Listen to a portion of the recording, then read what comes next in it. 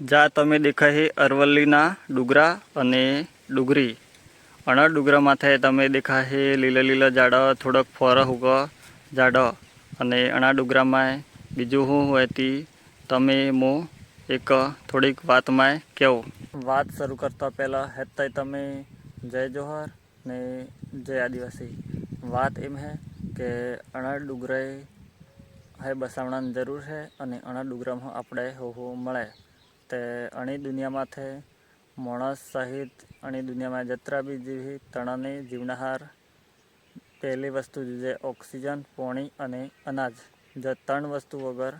ઘણું જીવી શકે નહીં। અણા ડુગરામાં આપણે મળે લાકડો આપણે રોટા કરવા હાર દીધી લાકડો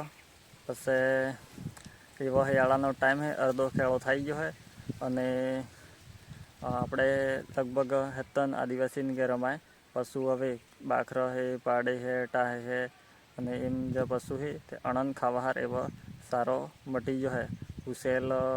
મટવાસ આવે છે અમુક જણન છે અને અમુકને મટી ગયો છે તે એવો હેત પાલો લાવે પછી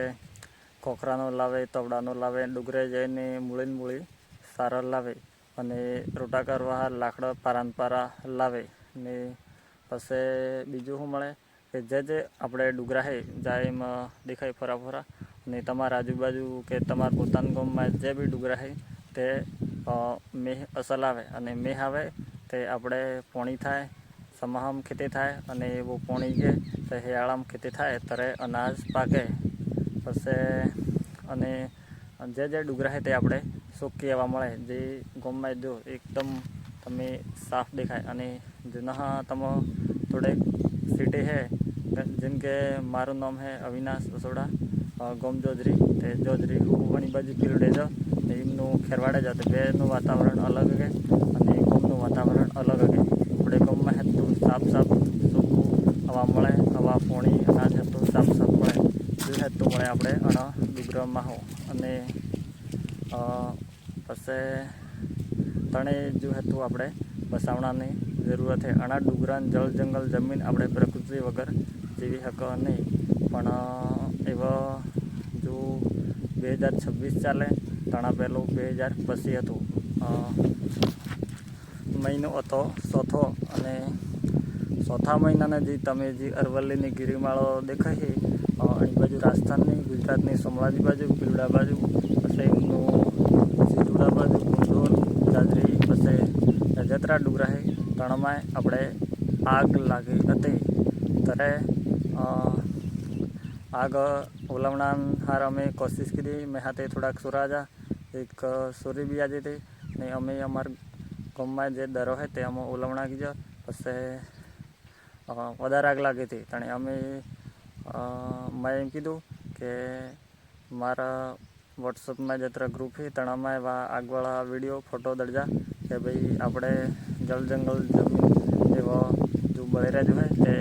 ઓલવણા હાર મદદ મળે એમ કરીને અમારા ગામવાળા ગ્રુપમાં દરજો પછી આજુબાજુ ગ્રુપોમાં દરજો જત્ર બી ગ્રુપ હતો અત્રમાં દરજો અને પછી અમારા રાજસ્થાનની ન્યૂઝમાં બી આજુ ઠેઠ ઉદયપુર અને આખા એમ ચોણવા આખે વાયરલ કીધું પણ ક્યાંય મદદ મળે નહીં ને જોતાં અઠવાડિયું 10 દાડામાં ચારે બાજુના ડુગરા મળીને ખાક થઈ ગયા ડુગરામાં રહેતા જેમ કે ડુગરામાં રહે પશુ જો હાહો હે પછી સસલા હે વોદરા અને ઝીણા જીવડા હે કીડી મકોડા અને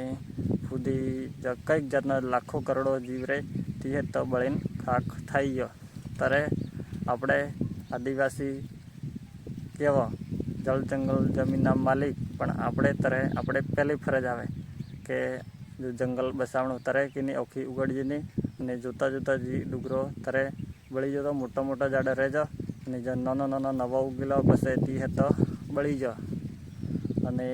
તણા બાદ આપણે સમાહવાજુ સમાહમાં ઊણ એવો મેહાજો જે પડજો તે હાજર અને જે નહીં પડજો તે નહીં પડજો ને ઊણ જો ગીજાવરમાં જેને પાકું તેને પાકું અને ને પાકું તેને ને પાકું સારે ને થાજે ખેતરમાં પોણીસ પર રહેજો તણે બી અડે કોવાઈ ગઈ ને કે જુવાર નહીં પાકે ને એવું થાજું તે પર્યાવરણનું ભયંકર નુકસાન આપણે થતા જોઈ રહ્યા પણ ઘણાએ બસાવજો નહીં અને અમે કંઈક કોશિશ કરી પણ અમે 6 જણે મને એવું હતું નહીં ત્યારે મારું પૂરું ગોમાં જુગે તે ત્યારે જ ડુંગરામાં જાડ બળતો બસી જાય, પ્રકૃતિ બસી જાય તે જો પર્યાવરણ સંતુલન બની રહે. અને એવું આજુબાજુ બીજા ગામોમાં બી થતું હતું તે વેવાળાએ કણે ધ્યાન દીધું નહીં. અને પછી જે ફરજ આવે આપણે આદિવાસી દિવસ મનાવવા ત્યારે ભાષણ કરે, પછી આદિવાસી સમાજના કાર્યક્રમો કે ત્યારે કે જલ જંગલના માલિક આપણે આદિવાસી પણ આપણે બચાવતા પહેલું શીખવું પડે. તે એવા પાછું નવા જો છે અરવલ્લીની ગિરિમાળા 100 મીટર હો જે નીચે હે તે કટિંગ કરવાનું હે ને એવું હે તો હે. પણ એવા શીખ બીજા જત્રા આજુબાજુવાળાને મોટા ભાગે મોટા એરિયામાં જત્રા અરવલ્લીની ગિરિમાળા હે તે આજુબાજુ રહેતા માણસે વિરોધ કીધો તને થોડોક એવા સ્ટોપ કીધું હે. પણ પૂરેપૂરું સ્ટોપ થજો એવું નહીં તો એવા બી આપણે પણ બસાવણા હાર તૈયાર રહેવું પડે. અને જે આગવાળી વાત તો એવો પાછો ઉનાળો આવણા ને અને મવડો પડે તે જેને બી મવડા આગી ડુંગરા હોડે ગઈ તે વે આગ બાળવી ગઈ તો બી તમારે બખા એકાંડનો સાઈડમાં કરવાનો. પછી કે ડુંગરે કણી બાજુ કે સડે નહીં એવી રીતે ખાગો ખોવાણો અને હાથે પાણીની વ્યવસ્થા રાખવી કે આજુબાજુ સડે તરત ઉલવણી. અને તમે એકલા ગોત કે બખા બાળવો નહીં એ બખા એક કમ્પ્લેટ તમારે સુરક્ષા કરીને પછી સેકન્ડનો કરીને બાળવાનો. તે જેવું આપણે પર્યાવરણ બચશે. અને જેમ કે અમે પહેલાં કીધું કે માણસની જીવનાહાર 3 વસ્તુ મેન જોઈએ: ઓક્સિજન, પાણી અને અનાજ. જો 3 આપણે પ્રકૃતિમાં મળે તે આપણે પ્રકૃતિ બચાવવા તે આપણે બસ. અને જો પ્રકૃતિ નહીં રહે તે કંઈ રહે નહીં.